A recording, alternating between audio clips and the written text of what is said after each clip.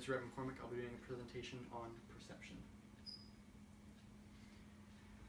So perception is the process of selecting, organizing, and interpreting environments, situations, and the people around you. Perception is an active process. It's something we're always doing. We actively select what things we notice, selectivity of perception. And meaning is based off of how we organize and interpret what we notice around us. Perception process is broken up into 3 individual parts, which are classified as follows: selection, organization, and interpretation. Perception process is an active process since it occurs continuously throughout our lives. We cannot be passively processing life as it happens. Selection is the first stage of the perception process because this is what one notices first about a picture, a person, a scene in a movie, and the list goes on. One may react to certain stimuli differently than others due to the intensity levels of those situations as well as being influenced by our personal passions. Some ways to intensify something is with bright colors or loud noises. You see something red or bright. Mm-hmm. Another aspect of selection is perceiving the things we want. Our motive or desire can change our perception of things. For example, if you don't like your job, you may start noticing everything that is wrong with your workplace. If you're on the market for a new car, you may look at all the other cars on the road you can choose from. Organization is the second stage of perception, and we organize what we perceive in meaningful ways to ourselves. Constructivism is a theory that states we use cognitive schemata to organize and interpret our perceived events. 4 types of schemata for perception are prototypes, personal constructs, stereotypes, and scripts. Prototypes. Prototypes are the knowledge structures that define the clearest or ideal examples of some category. Prototype is the ideal example of a certain category, such as an ideal person or an ideal setting. Think a school teacher or a perfect park that you would go to. Prototypes allow us to group things into broad categories and make organizing them in our minds easier. So you can group people based on your example of what they should be. Personal constructs are a mental yardstick to judge a person or situation. Personal constructs allow us to assess the qualities of a situation or person. This may be on a left or right scale or a 1 through 10 scale. This may be how happy of a person they are or how likely they are to be a good teammate.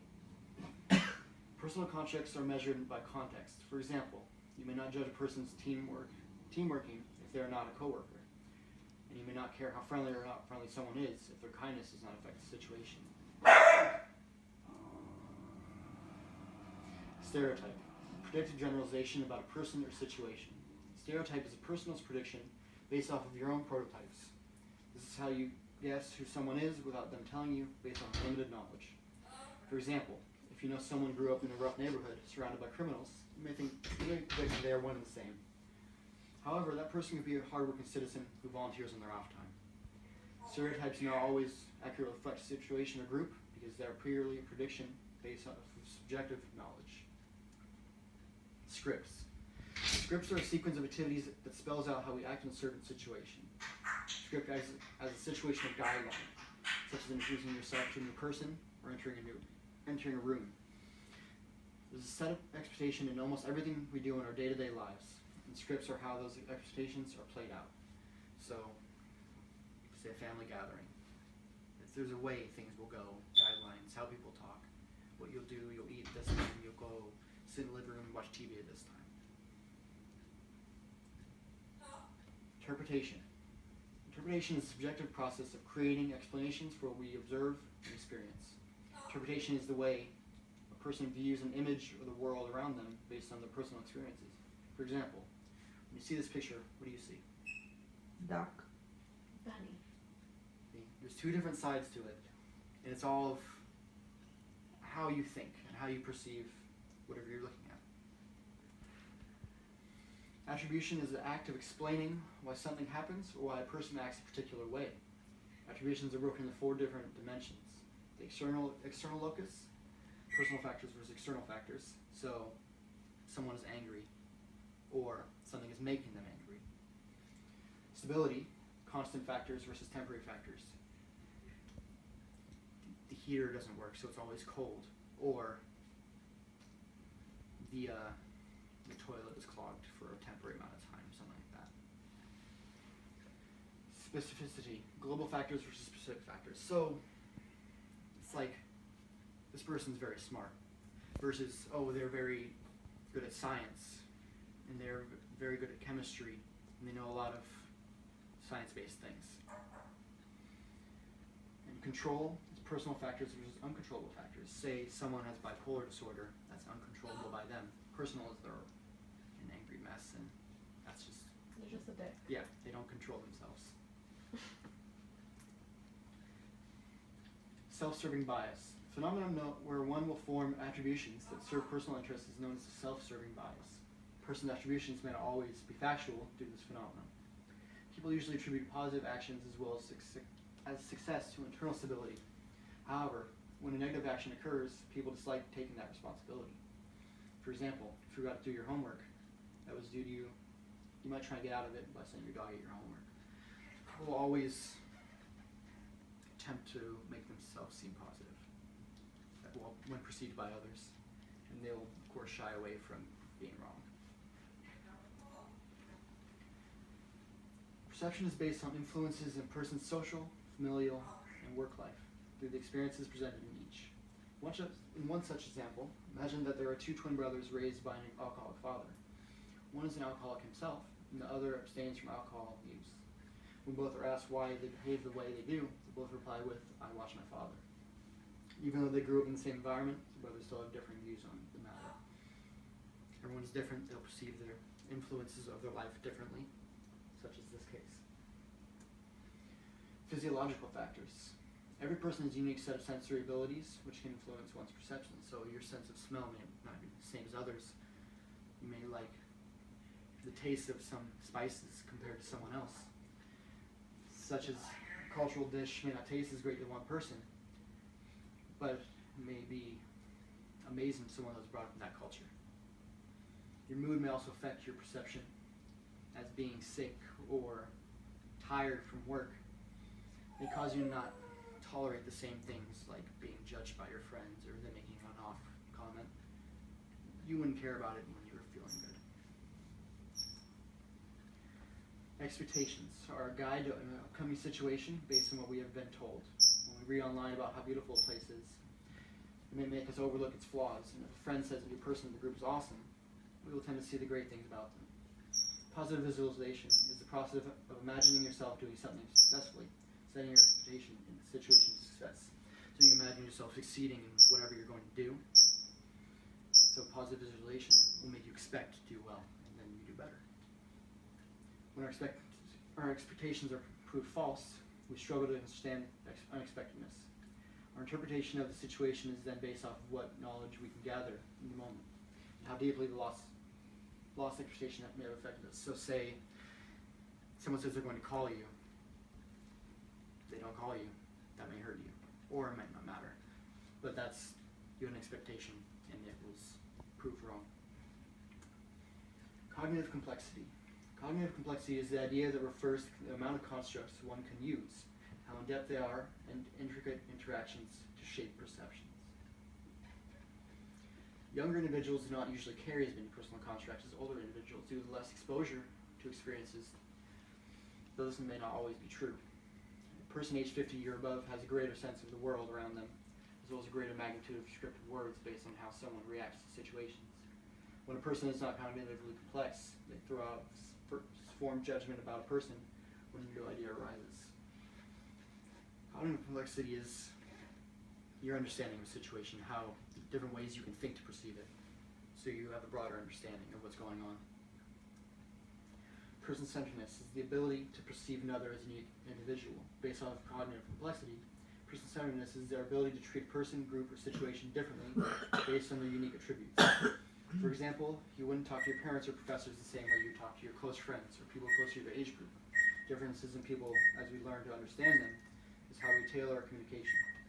Person-centeredness is a learned skill, and we improve by assessing who we are communicating with, forming our communication based on our knowledge. So the more friendly you become with someone, the more you understand what drives them and how to communicate with them. Social roles are how different people perceive situations differently based on their personal knowledge. To be how adults may perceive situations versus children, such as fireworks or dangerous versus fireworks are cool. Or the differences in knowledge based on profession. For example, a psychologist is trained to see different things when evaluating a person than a pediatrician is. While a pediatrician will evaluate the well-being, a psychologist may assess the nature of someone's mentality. Cultures and social communities. So culture and community shapes your perception of things around you. Communities where stereotypes are built, where beliefs are shared, where communication is made distinct by those around you. Culture is the basis of your belief in social interaction system, and is shared understanding of how you perceive situations. The way one family member sees a person's action will shape how you judge people who act in a similar way in the future. The experience shared by those around you shapes your ability to interpret things, handle situations, communicate with others. You're built by the people that you grew up with, by the people you're around. That's your group. You'll see things the same way that they do. Digital media. So, with access to digital media, we can always find someone else's way of perceiving something, such as Fox News is conservative Republican, CNN, MSNBC is liberal. So if you only watch Fox News, the only thing you'll know is how to perceive things in that conservative manner, as like a realist or a Republican, and see things as a not as diplomatically focused, I suppose. Improving your skills and perceiving. Improving skills and perception should be a lifelong goal of everyone. Wood's Communication Mosaics gives 4 guidelines for improving your perception skills. Avoid mind reading, check perception with others, distinguish facts from inferences and judgments, monitor the self-serving bias. Mind reading is the act of believing that you know what is on someone else's mind, such as how they think or feel about something. Mind reading can cause misinterpretations of how someone thinks or feels about something because when a person mind reads, they institute their personal perspectives on others. For example, if a person hasn't been able to respond to a couple of your calls, one might think the person is avoiding contact, when in reality, their phone could have been lost, stolen, or simply out of mind. You don't want to be, when you think that you know what someone else is thinking, you put your own bias towards it, and it's not what they're thinking.